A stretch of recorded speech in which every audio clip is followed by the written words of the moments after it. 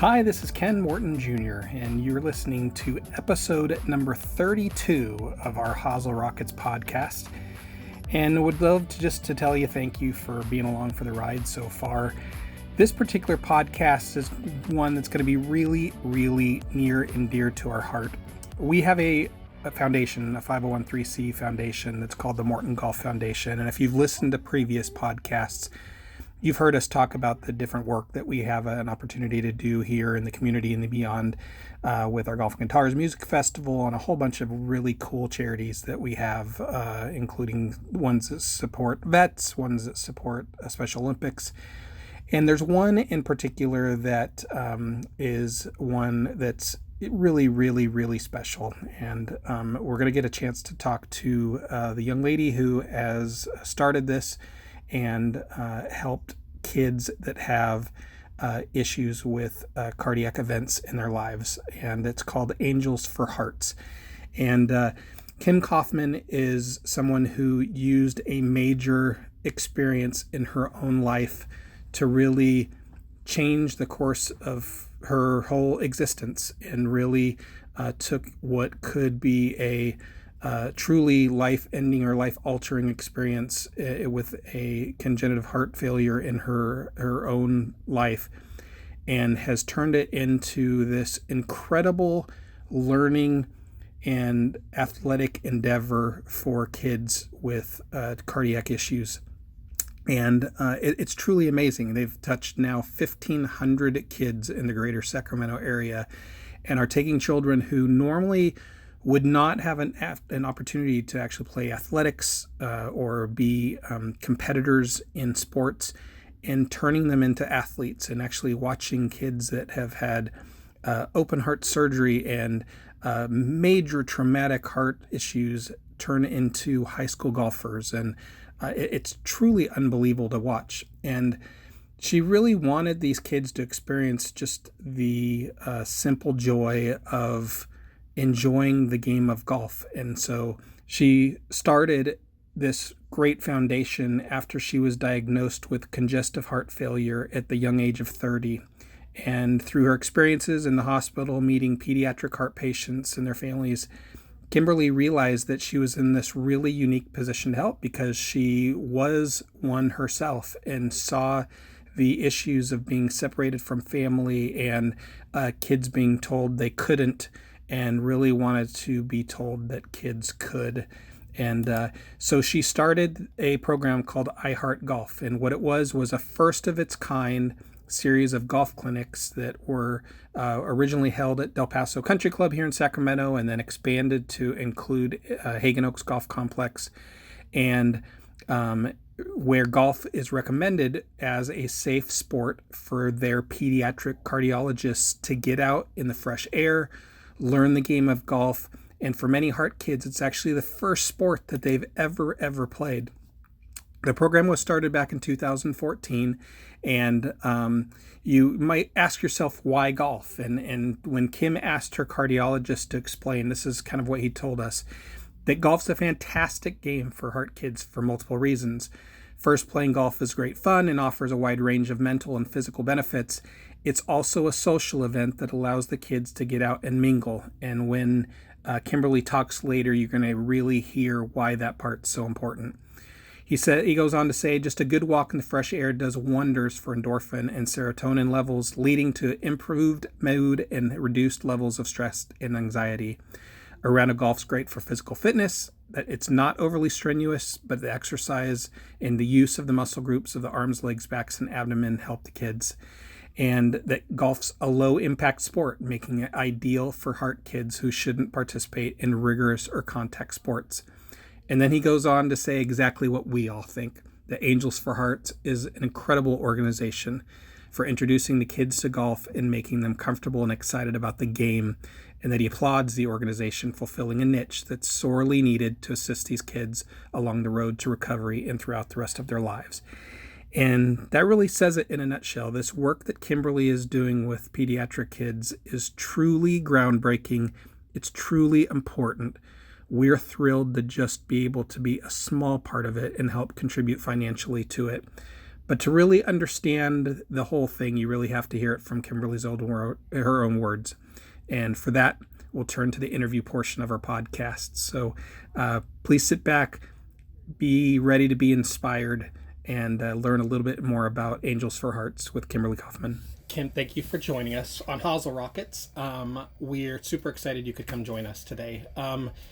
Start with kind of your background and maybe kind of how your personal story led into what would become Angels for Hearts. Well, my background, I was completely healthy. I didn't have any cardiac issues. I was a normal kid, healthy, went away to college, was in a sorority, I was Delta Gamma, San Diego State, came back, and I did commercial real estate and escrow, actually commercial escrow. And then in 2004, I was diagnosed with the flu, but they couldn't figure out what the flu came from.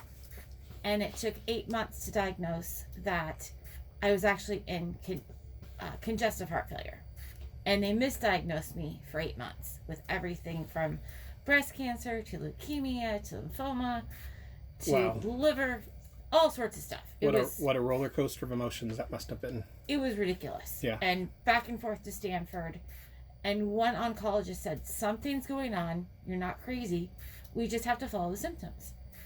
And they finally sent me to Stanford, and it took about 3 months for them to figure out it was heart failure. But once they figured it out, it was a textbook for a young woman in heart failure. And that was the sad thing, is that the stereotype for heart failure, and please pardon this stereotype, even saying this, is an older, bald, beer-bellied man. Right. It's not women, and it's not children. And I was fast-tracked for a heart transplant because they figured out when they first diagnosed my CHF, which is congestive heart failure, that I had a heart attack. I was diagnosed on December 1st with congestive heart failure. They found out on August 13th, so 4 or 5 months prior, I had a widowmaker. And it was misdiagnosed by 911 and everyone as heartburn. Wow. Because they just did a very simple EKG. And they missed it. Largely due to because you don't fit the profile. Nope. Didn't fit the profile. I was 29 at the time, and I'd had a lot of Mexican food and a lot of hot salsa that night. And my heart attack was on the back side of my heart. So they needed to do a 9 or a 12 gauge lead. And they did a 3, which is just a very simple, just to kind of prove you're okay. Sure. But I don't fault anyone. They were following the symptoms. And I had no history of heart issues. Right. So they fast-tracked me for a heart transplant. And we thought we'd be in the hospital for 2 nights when they did the angiogram. And that's when they found out how bad my heart was. And I'd had the heart attack. And I had the front half of my heart muscle was dead. And the back left side was dead. So I have less than a quarter of a working muscle. And my heart's 5 times its size. So if that tells you, my heart doesn't pump very well. Sure. So, now, had you known that you had an oversized heart prior to all of this? No. No, so that was all new news too. All totally new. Okay. It basically, I have myocardiomyopathy, which is you get the flu and it attacks your bloodstream and goes to your heart. Okay. So you have flu-induced heart failure. Okay. So it's just a simple flu that randomly happens, and it's called I can now finally say it, myocardiomyopathy. All right. And it happens a lot more than people even realize, which is very sad. So they fast-tracked me for heart transplant. They put in a pacemaker, an internal defibrillator, just because they thought if I have another heart attack or another event, I won't make it. Sure. Because my heart's not strong enough. And I was in the hospital for not 2 days, but for 62 days or 63 days. And they let me out for Christmas Eve and Christmas Day. And then I had to check back in on the 26th until February. And during this process, I was in the cardiac ICU at Stanford because that's where they finally were able to figure out my heart condition. And my family spent that time in a hotel. My mom had to live in a hotel for, 60 days. And we really learned, it's not about what you do for Christmas, it's who you're with. And it doesn't matter what you have, it's who you're with. And there's one of the most profound holiday lessons of all time, right? Oh, yes. Yeah. And, my youngest brother was a senior in college, went back to Sacramento from San Diego, got the stockings, got some stuff for my mom, brought it to the hotel so she could have a little of her own Christmas stuff. Right. Because she'd been there for a month already, and then is having, I'll never forget celebrating Christmas around the Christmas tree at the hotel. And, we didn't have presents, but we were never big on presents as a family anyways. And that year, I just started doing some research and just kind of learning about heart things. Didn't really know about kids at all. And then 2 years later, I was in for an ablation in 2006. And a doctor came in and told me that I was being taken off the transplant list for medical reasons. That basically, because I got the heart failure from the flu, they don't know if that would happen again. So I was not a medical candidate for a heart transplant, which rocked my world. Sure. Because it went from, you're going to live, maybe you could still get married, adopt, have a life, to be prepared for hospice. It's a whole new change of plans. And that night, my nurse made me walk around the unit, and I never looked in rooms because I was so scared. And that night, I looked in rooms, and there were 2 kids. And it bothered me. And if anybody knows me, I ask questions. I like to learn. I'm not asking to be nosy. It's just I want to learn. And she couldn't answer my questions to satisfy me because she didn't know. And so she went and called what's called a child life specialist from the Children's Hospital, which is Lucille Packard's Children's Hospital, which is at Stanford. Okay. And they came over. And child life specialists are people that they're not medical, but they go to school to get a certificate in children's specialty. So basically, they can teach a child through play therapy and recreation therapy what's going to happen to them at their age. So they could build a Lego CAT scan, or they could take a doll and show how an IV is going to work. They can walk a child through a transplant via video, so they can understand and give them knowledge. It's one of the secrets of the hospital, and I really think they need them for adults, because child life specialists bring down anxiety for kids. Sure, I can totally see that happening. If adults had them, could you imagine the anxiety levels that would go down for adults? Yeah, if for you're sure. going to go in and have surgery? I'm the proponent for having adult child life specialists. Yeah, well, inevitably we're looking online and scaring the pants off of ourselves with all of the worst case scenario stuff, right? And, exactly. Yeah. But if you had an adult life specialist that could tell you before something happens, this is what's going to happen, stay off the internet. Right. It would take your anxiety from high to, this is what's going to happen. I'm not scared anymore. And they basically said that these kids were safe. I now know they were probably post-transplant. And my biggest fear is, where were their parents? Well, in ICU, you can't sleep with your child. Right. So their parents were probably in a sleeping room down the hall. It was at night. Mom and dad were sleeping while their child was sleeping. But to me, it was, where was mom and dad? Yeah. These are little kids in this big, scary place. And they said, well, these kids have wish lists for Christmas. Santa needs to find them. And I explained my story, my background, and said, I don't have a lot of money, but I'll make those wishes come true. And I went to Target with $250. And I spent $249.98 and made those wishes come true. As close to it as I could. Awesome. And delivered the toys, and I thought they were the biggest bags of toys I'd ever seen. My mom and I had so much fun. She didn't have grandkids at that time. My friends were starting to have kids, so shopping for kids was just such a fun thing to do. Yeah. And shopping for other people's kids was even better. Yeah. Not knowing who they were going to, but girl age 3, boy age 9. And at the time, probably a critical diversion for you with what was going on, right? Very much. Yeah. Something, and it was very much something, nobody could do anything for me, so I needed to do something for someone else. And that's what I told Child Life, is I was always brought up volunteering, And I was always raised, it doesn't matter if you can do something for you, do something for someone else. Whether it's small, big, just could be holding a door open or saying hi to someone. Do something for someone else. And at that point, when no one could do anything for me, I had to do something for somebody else. I just couldn't sit in hospice and die. That was kind of what they wanted me to do. And I didn't know how to do that. And so I delivered the toys a couple days before Christmas when I had to go back into the hospital for something else. And I distinctly remember not even saying my name and just saying these are from Santa Claus. Because if you're part of Angels Hearts, Santa Claus does exist. You do believe, because it's the magic of Christmas or the holidays. And the next year I was in hospice, wasn't doing that well. And my parents and I decided to write a letter to friends and family and see if we could do this again. And we raised $5,000. Not as a nonprofit, just as a family. Right.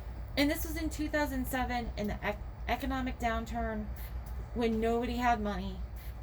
And for us to raise that kind of money, the child life specialist at Lucille Packard thought I was joking and kept just giving me ideas. Well, I bought them. They needed a DVD player. I got it. They needed a 20-inch television. We got it.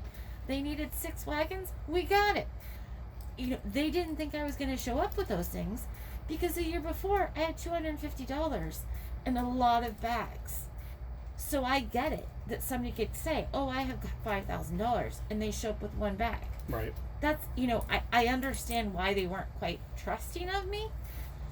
And when we they just didn't know you yet. No, they didn't know me. They didn't know. They didn't know that if I set a goal, I'm going to try to surpass it. Yeah. Or at least get to the goal. For sure. And long story short, we showed up and they had 1 volunteer to meet us. And we had 4 SUVs. Wow. Full of toys. And it was unbelievable of what we had done. And I nicknamed it Project Angels for Hearts. And the theory was someone you don't know doing something nice for you. And just angels being it guardian angel and hearts for heart kids. Because I was a heart person now. Sure. And that year I was in the hospital and someone from the foundation at Lucille Packard found me and said, when you're out of the hospital, we'd like to meet with you. And we went and met with them, and they said, nobody's helping heart kids. Well, who are you? What did you do? And my mom just happened to have a copy of her letter, and we showed it to them. And they said, we will find a pro bono attorney to help you if you go 501c3 and get your tax exemption and become a nonprofit. But the only part of that is you need to help Lucille Packard no matter what. And my response was, well, that's where the heart kids are. And I'll never forget the guy at the foundation that was laughing at me because he's like, honey, they're everywhere. I didn't know they were in Sacramento. We have 2 hospitals here. We have 2 children's hospitals. I didn't know that because they're within the walls of a bigger hospital. Right. At Sutter Children's and UC Davis Children's. They're just in the walls of a bigger hospital. Well, and if it's not on your radar, if it's not within your scope of awareness, how would you ever know, right? No. Right. I didn't think kids had heart issues. And pardon the stereotype, you see on commercials when you think of sick kids, you think of, please pardon the stereotype, a child with a bald child. Right. And it's usually for cancer. Sure. You don't think of heart kids. But 1 in 110 children born are born with a congenital heart defect. 1 in 110. Every year. It's the leading birth defect. Wow. In the world. Now, and that's a CDC number. If you compare that number to the cancer statistics, by the age of 19, 1 in 338 will be affected by cancer in some way or diagnosed by cancer in some way. And more children die of heart-related issues than all types of cancers combined. Wow. But you don't hear about heart kids. Yeah. And that's the strange thing to me is there's so many more of them. Yeah. But everybody's focusing on other kids. Yeah. And we need to. It's the non-visible illness, right? Right. I mean, you don't see it in the hair or on their face all the time. So. You can't see it. Their Right. zipper scar is under their shirt. Sure. It's not like cystic fibrosis or leukemia, lymphoma, any of those things. Down syndrome, you can't see it. Right. Cancer, you can't see it. But we need to help those heart kids because there's so many of them. Yeah. And it just, Angel's Hearts kind of happened by accident. And I say it was a blessing in disguise. So at what point did your new nonprofit then dive headfirst into golf? We were founded in 2008, and we used to have a fun party for heart kids every summer called When I Grow Up. And it was not a career fair, but just a theme. And we thought kids want to do something when they grow up. We could have a revolving party that has different quote-unquote grown-ups. And we had 2 professional golfers come from Del Paso Country Club. And they were the grown-ups for golfers. And heart kids were hitting the balls so far. And all of a sudden, we invite the cardiologists and the nurses and the doctors, everyone to come out to our events. And everything's free for the heart families and their kids. But we always invite the doctors and nurses so they can see the kids outside of the hospital. And the doctor said, this is the one sport we've been telling these kids they can play. Well, if you think about it, most people think golf is a very expensive sport to play. You need to belong to a private country club in order to play golf. That's not true, especially in California, especially in Sacramento. We have so many great public courses. Sure. Like Hagen Oaks, Land Park, Big Maloney, William Land Park, all of these courses. It doesn't have to cost a lot. You can buy loaner clubs, or you can buy used clubs, starter clubs. You can, try clubs and start, test them out. Yep. You don't have to, it doesn't have to be an expensive sport. And with the foundation, the First Tee and the Morton Golf Foundation, we have golferships too that can actually help get the kids equipment if they can't afford it that way either. So, which is wonderful. Yeah. And we're tied into you guys. Sure. And so basically, that was in August, and Allie and Doug had a golf program that they had set up. They met with the cardiologists, and by October, we had a golf program called I Heart Golf with a layout and a clinic date, and everything was set of how to do it. And we started in February of 2014, and we just finished our 8th year. And in 7th year here. That original class, how had many kids in it? We had 38. Dang.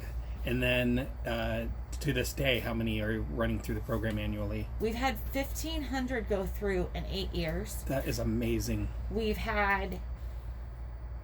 This year we had 28 kids. And COVID actually really helped us with our program because we realized that when we put the kids in smaller groups, and now we do it by skill level, they're having more fun, and we're able to focus on their skills, and they're having more fun because they're playing at their level. So if they're older kids that have been playing since they were 5 or 6, now we have it, they start as par, or par plus, which is our beginners. Then par is the starter kids. Then we have eagles and birdies and eagles.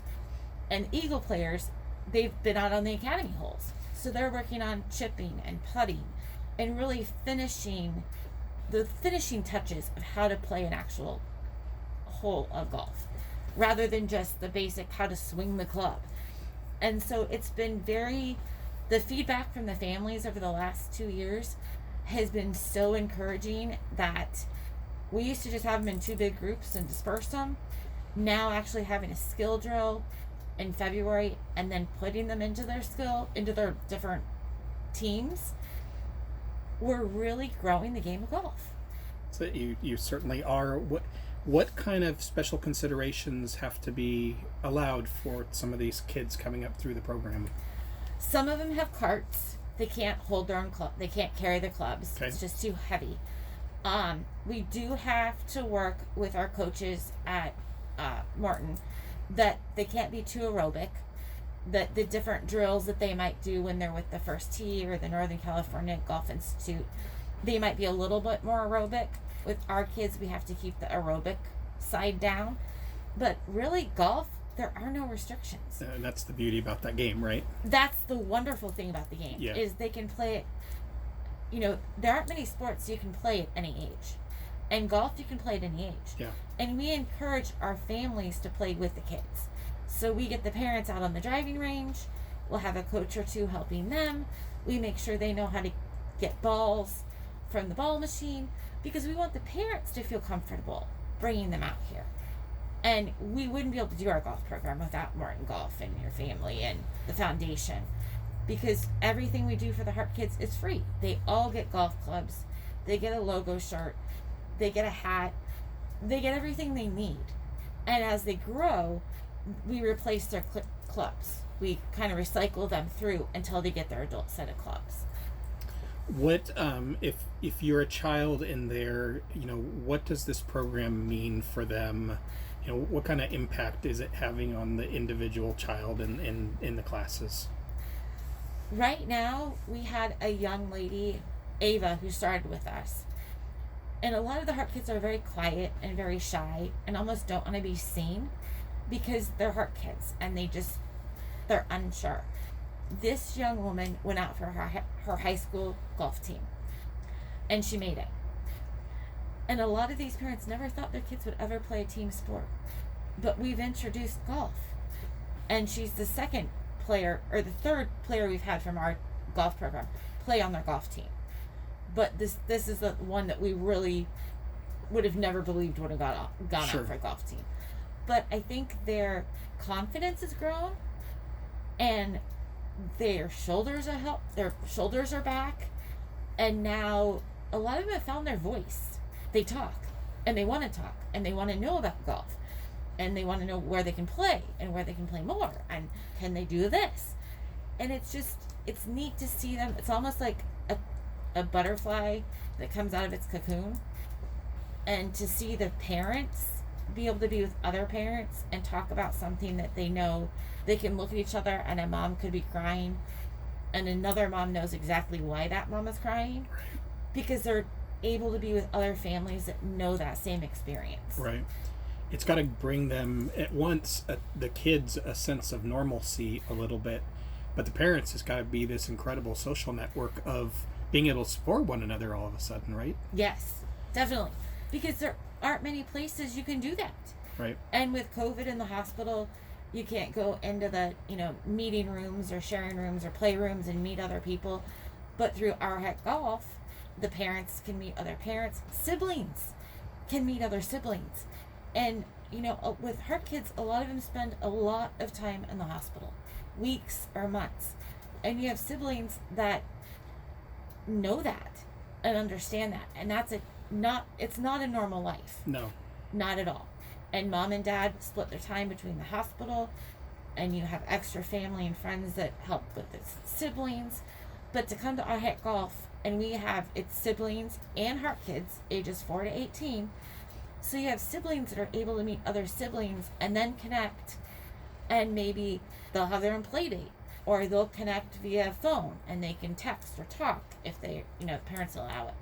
But then they're able to connect with someone that understands what they're going through, because nobody else understands this unless you're in this life. And with Heart Kids, a lot of parents will explain or say, my child has an expiration date. They know their child may not live to be 18 or 21 or 45. And that is something that no parent should ever have to know. No, for sure. But what I found from these parents and what I take away is they live. And they live every day. And they don't take any moment for granted. And these kids have fun. And they're happy to be here. And I've taken a lot from that, because I had my down days that, I'm not going to, woe is me. And then I meet these kids and it's like, you know what? I had a great life and I still have one. It's just different now. Sure. And for them, I think I had a normal life and then I got sick. For them, they don't know any life any different. So they just know life being a heart child. Right. And we're giving them normalcy. And that, to me, is the biggest gift we could give, is a little bit of normalcy of playing a sport and doing something as a family sport. That's even a bigger gift, that they can do something as a family together. Well, if you're listening to this podcast and you've made it this far, you now know why we love Kim and her program as much as we do, and how now it's pretty easy to see that your heart is bigger than all of the rest of ours because of all of the love and care that you give back to the community and all these kids. It all makes sense to me. If there's people out there and they want to learn more about the program or help contribute to the program, how do they do so? You can go to our website, which is www.angels with an S, then FOR, and then hearts with an S.org. You can like us on Facebook, social media, Instagram, Twitter. We're just trying to get the word out. And, donations are wonderful because everything we do is free for the heart kids. So we need, donations. We support 4 hospitals in their child life programs to make sure the kids have everything they wish, want, or need when they're in the hospital, besides iHeartGolf. But if you have a heart kid or you know of a heart kid, let us know so we can get them together and get them in iHeartGolf, or at least put you together with other heart families. And thank you for having me today. We really appreciate it. Nope, I appreciate you coming in very much. And she gave you those details. If for some reason you need to reach out to us, you can always give us a shout at the Hagen Oaks Golf Super Shop at 916-808-2525, and we can put you in contact with them as well. It's an incredible program, one that I know our foundation, it's the first dollar we want to put out in our grant money every single year just because of the wonderful, wonderful work that they're doing. So thank you so much for joining us today. Thank you, Ken.